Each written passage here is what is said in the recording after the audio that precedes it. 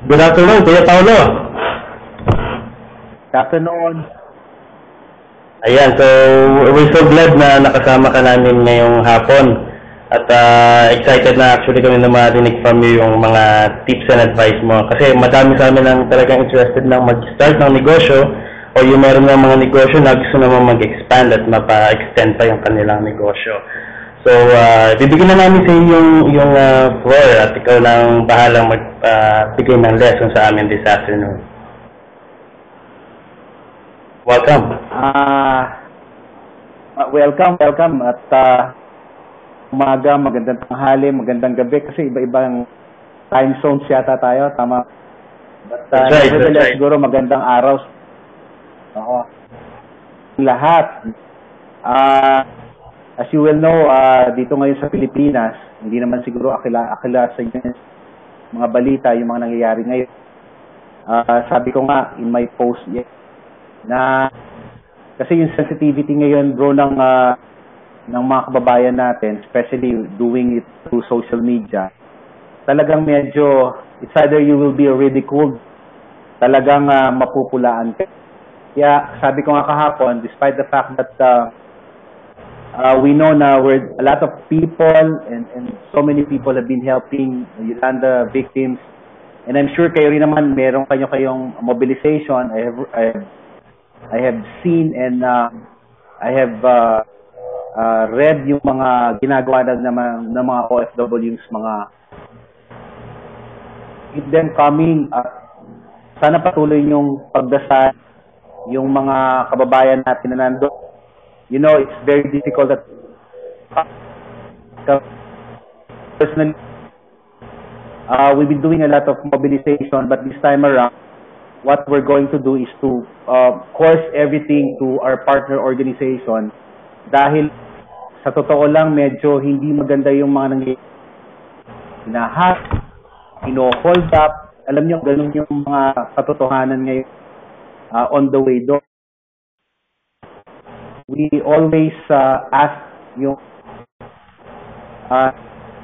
na tumulong in any capacity, in anything that you can do. Tsaka wag nating pagsawa. Very overwhelming nga yung mga in our end on top of our mobilization. Napaka-overwhelming at mga request. So we have to really see na lahat to maibigay at matulungan natin. Anyway, so just to give you a little bit of yung mga families natin, sana walang masyadong apektado dun nakikinig sa atin ngayon at kasama natin ngayon dito sa webinar na to. And I hope na we will be sa mga susunod pang mga araw. Okay, moving forward, again, I'm very thankful, Bern and Mon and everyone, no, sa usapang OFW sa Angat Pilipinas Coalition, dun sa ating mga OFW ngayon na nakikinig at dun sa mga makikinig pa, total ire-record natin lahat ng ito.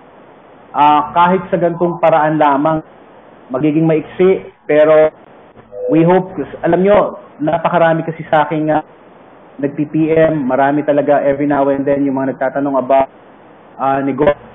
Given sabi nga, in fact, just a few minutes ago before tayong mag-start, another OFW also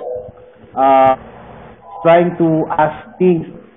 Kaya lang yun nga lagi ko sasabi, kahit papaano, kahit may sila pwedeng gawin natin katulad ng Q&A at webinar na to, it's really something, meron pa ring mga panahon dapat na, lalo na kung tinitingnan natin yung options, no? But just to say, sa ICSI, would like to see na maibahagi natin yung ibang mga magagandang learnings at the same time yung pwede nating okay? So, I hope meron akong ilang slides na pin-repair na I hope this will make kasi we wanted to set the tone of this Q&A. Alam mo, Bern and the rest of you guys, kakaiba kasi mga webinar, unlike very interactive when you do the talks audiences. So this time, para akong parot. Na, lang kayo sa. But then, we will make it as interactive the way I do it in discussion and presentation. Ha? Okay lang ba? Kasi we wanted to be champions also, di ba? We wanted you to be champions.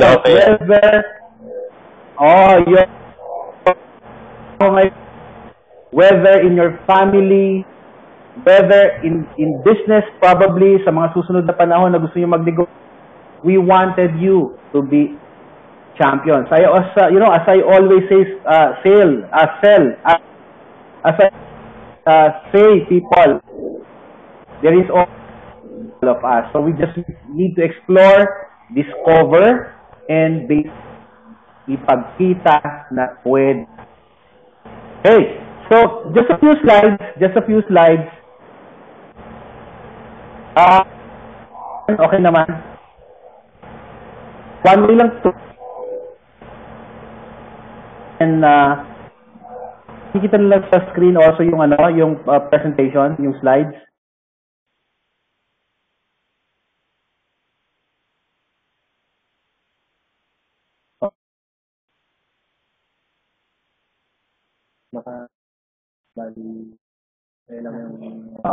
Pero what about that?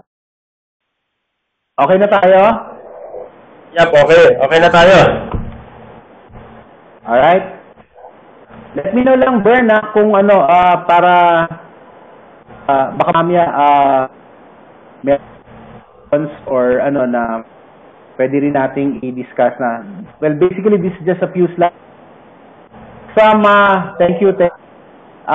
Some quick facts. This is very new. In fact, just recent, covering the period of April to September 2012. To give an idea,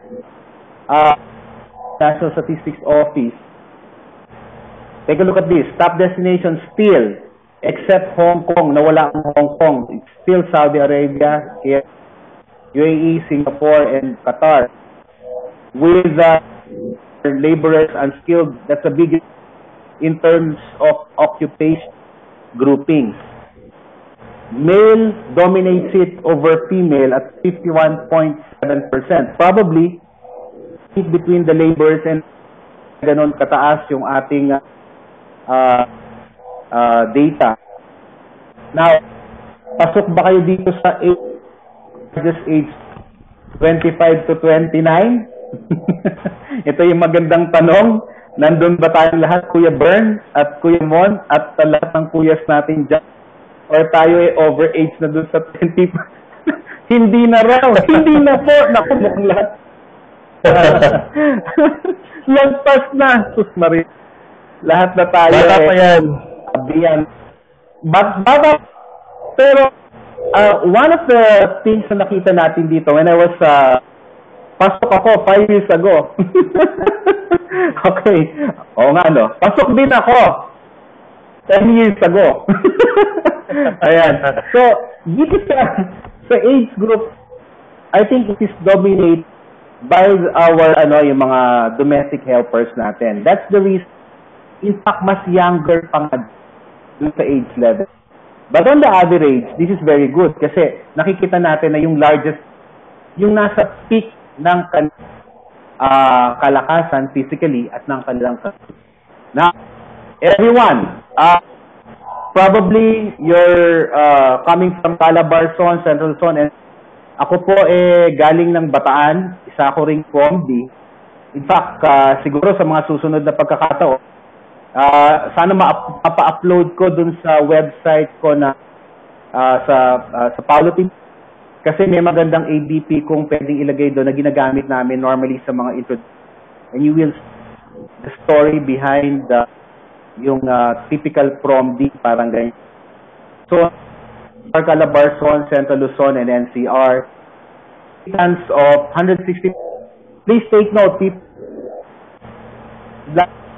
doon sa period covered of April to September, with a total of 165.6 billion, And coming from most of you, which I guess and I assume na kayo yung biggest share coming from professionals group. What's a common denominator in all of us na nasa labas ngayon na OFW? It's about fluency. And basically, the hospitality pa rin ang people. By the way, people, ako po isang anak ng OCW nung araw. Ang tatay ko, just to give you some facts also, napakalapit ng puso ko, OFW. Kasi, yung bumuhay sa amin, bukod sa maliit na negosyo namin nung sa Bataan, ang tatay ko, OCW, isa siyang bartender na nagtrabaho sa Dubai. Yun nga lang, hindi nagtagal kasi mga 4 na taon lang siya total dun sa kanyang paglabas ng bansa. Dahil mas pinili niya na makita rin laki ng mas maayos yung van rather than yung kikitain niyang kahit pa paanong magandang kabuhay kung lalabas siya ng Pilipinas. Just to give you an idea. I really see that pag mga OF nag-i-invite, make it a point that I'm always available because of this affinity. Every now and from Toots Ople Cent to Manny Villas of Vistaland at ibang groups ng OFW, lagi tayo na-invite to share and do some workshops, seminars also, all about entrepreneurship and negosyo. Now, ito yung lagi kong sinasabi. When I did this in Zamboanga last year, marami kasi, I have an audience, this is sponsored by BPI, that karamihan sa atin kasi, lalo na yung kayo ngayon, and I'm sure baka you can relate to me, na ang tingin sa atin kasi walking cash. Parang kayo, parang ATM, di ba? Yung lagi na lang manghingi, akala nila napakabilis ng trabaho na parang pinupulot lang ang pera dyan sa which is yung lagi nating sinasabi na ang mga tatay natin, ang mga magulang na hindi sila walking cash, hindi sila 80, hindi po automatic tatay money. Correct. And more, daming OFW yung ganyan. I think sana sa organization katulad magawa natin, mabago natin yung na hindi dapat talaga na ang tingin ng mga pamilya na nandito sa Pilipinas, di ba? Mas maganda na mabigyan natin ng pagkakataon din na na baguhin yung mentalidad na gano'n na tayo, ang tingin nila, just ang walking cash. Alright? Now next, let me give you a very good case study. Hindi na ako ito si Artem magtanong, pinsan ko po sa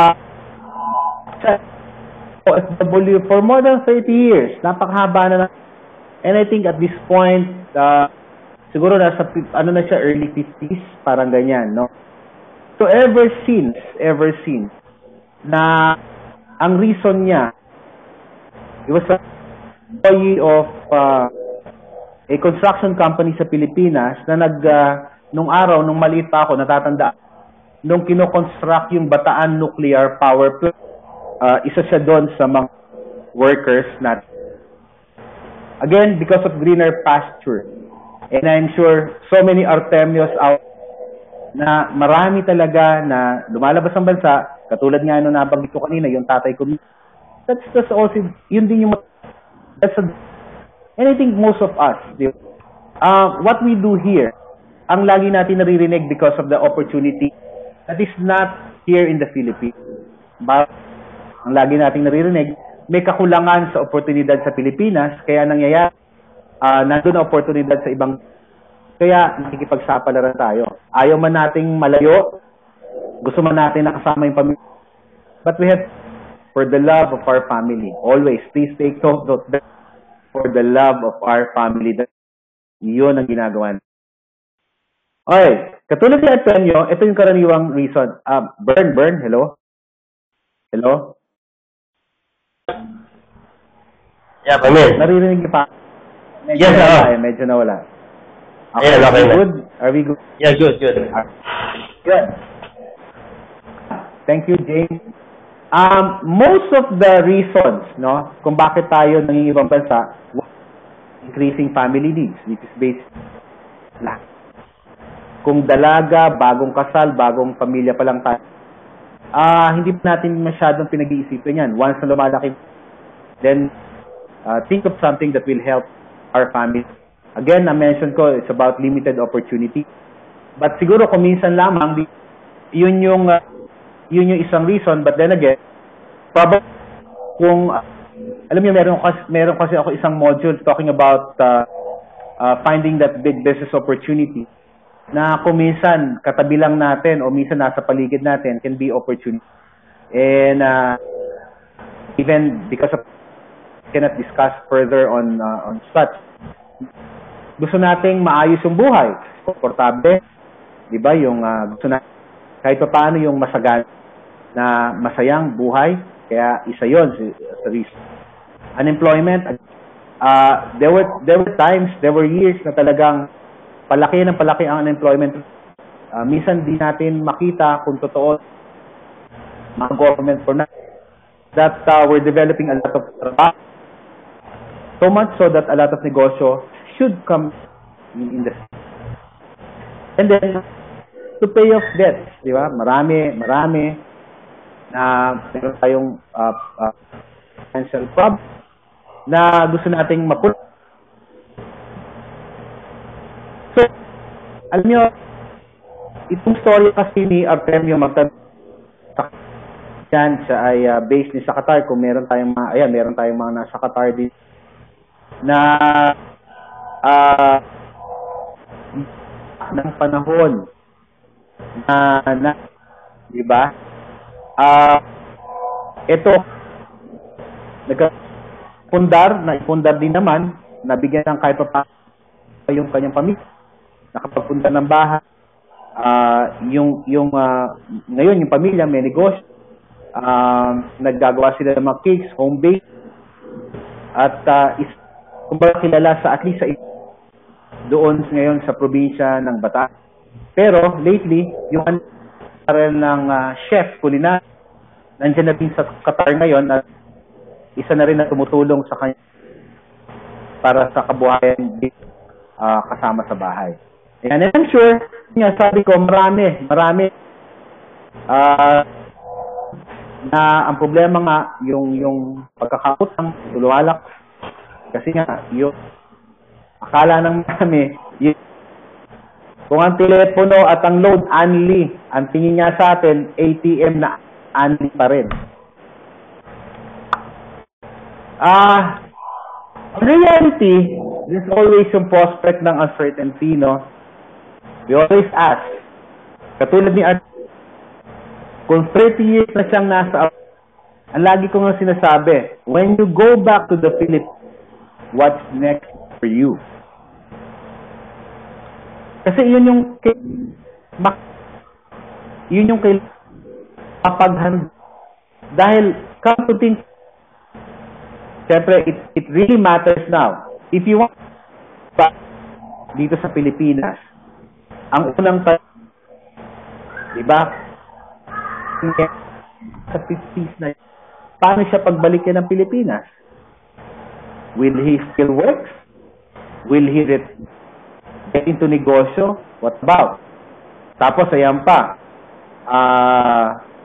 yung health concern. Kung dati-rate, wala tayong iniinda. Ngayon, I'm sure, pagka bumabalik tayo, marami na rin tayo iniinda.